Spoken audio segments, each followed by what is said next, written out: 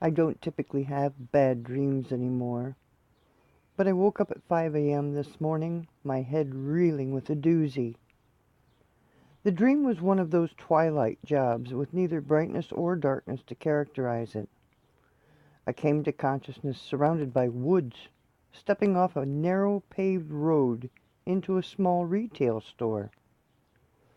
I knew I had no transportation and no money. There was no purse or even a coat with me.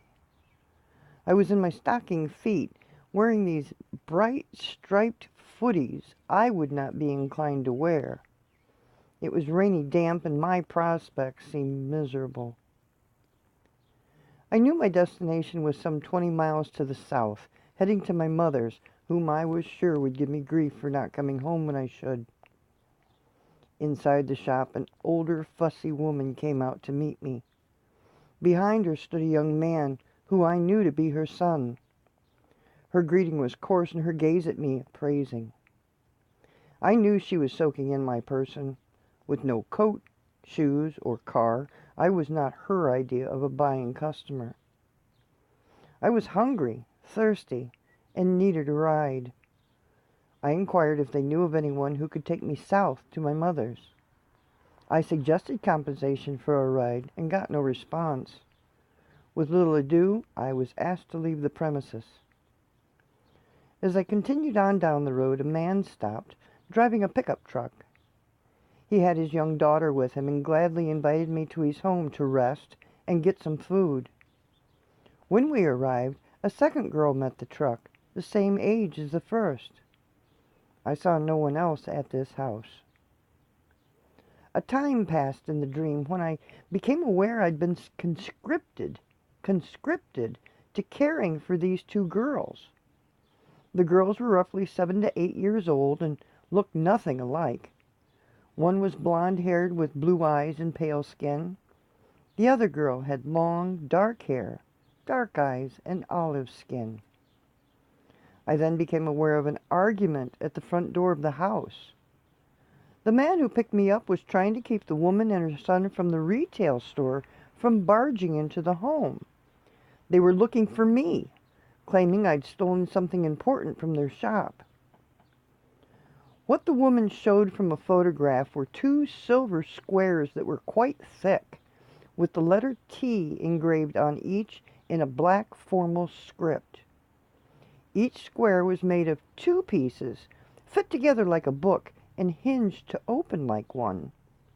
They were altogether over 3/4 of an inch thick when closed, and appeared to be approximately 5 inches by 5 inches square. The woman called them hedges. Though I'd not taken them, the man was now convinced that I did. I escaped the house through a window and hid myself in the woods until those people had gone. A horrible picture came to my mind of what the man who'd picked me up thought of me. The image was a degrading image of a distorted me, with the appearance of a prostitute, clad only in a gold belt around the hips. I felt a deep shame. Again, I found myself walking down the road, sure now that my mother was likely furious that I'd not yet come home. I wanted to call her to let her know I was heading in her direction, yet I also knew there was no telephone service available to reach her. I happened upon a carryout with an ice machine out front. As I stood contemplating whether to step inside, the thought occurred to me simply to acquire a handful of ice to quench my thirst. As I stood there, struggling with what to do next, I woke up. In the telling of this dream, it doesn't seem all that scary. Actually, it was pretty tame. But one thing was missing. It was as if I had never met God. As a Christian saved 25 years ago, I'd forgotten what a mixed up, messed up person I used to be. It was that feeling that upset me more than anything. While I now understand my dream me and my awake me must stand in integrated unity in my thought and in my faith, this visit to my past ungodly mental state was torturous. Not once did I think about God. Not once did I offer a prayer, think about Scripture to carry me through my decisions, practice discernment about the people I met. I felt dirty, ashamed, unwanted, and wrongly accused. I felt cut off, abandoned, and sure of my mother's wrath instead of loving concern for my well. I lacked the foresight to comprehend the effects of my decisions, and what decisions I did make were fraught with a shaky self-confidence that was mentally oppressive. There was an undercurrent of feeling inadequate, yet no realization of how unprepared I was for dealing with the difficulties I faced. In the back of my mind, my mother's disappointment loomed, while my recognition of being a disappointment drove me into a numbed state of anxiety. My distrust of people was felt as a mild uneasiness I blamed on my circumstances.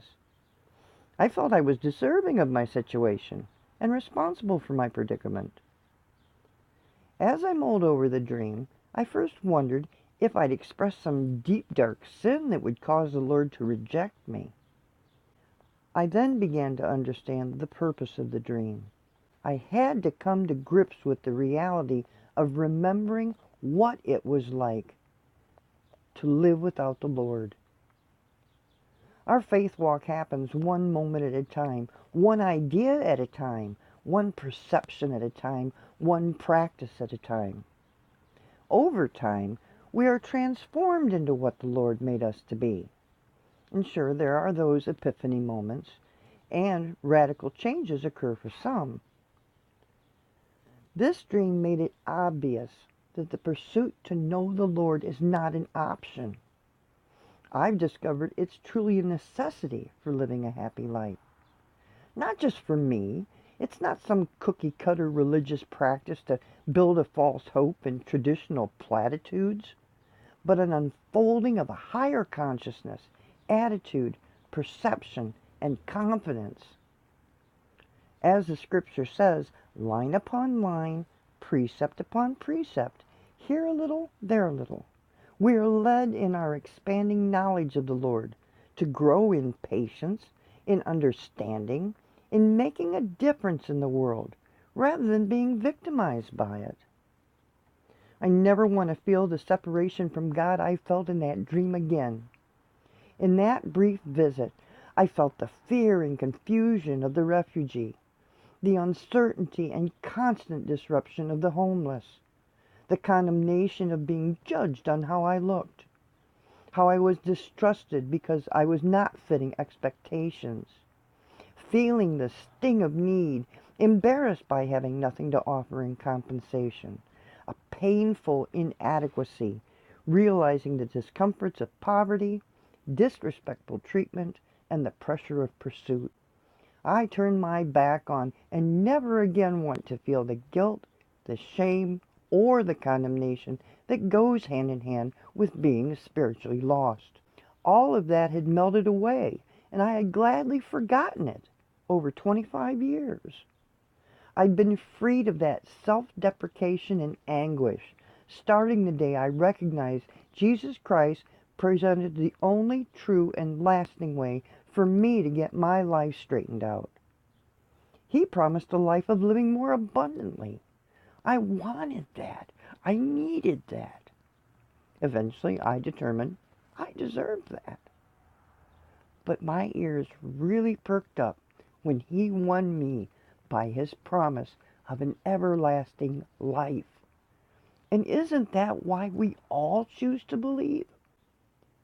Thank goodness it was only a dream. But that dream drew me even closer to the Lord and gave me a new sense of gratitude for Jesus' sacrifice on the cross. In case you were wondering, what were the 2 silver pieces the woman accused me of taking? They were hinges, door hinges. Meditating on the Word, this scripture was brought to mind. Revelation 3:8. I know thy works, Behold, I have set before thee an open door, and no man can shut it. For thou hast a little strength, and hast kept my word, and hast not denied my name. In these times, the Lord has not only opened the door, he has taken it off the hinges. Step inside the threshold, for truly Jesus lives.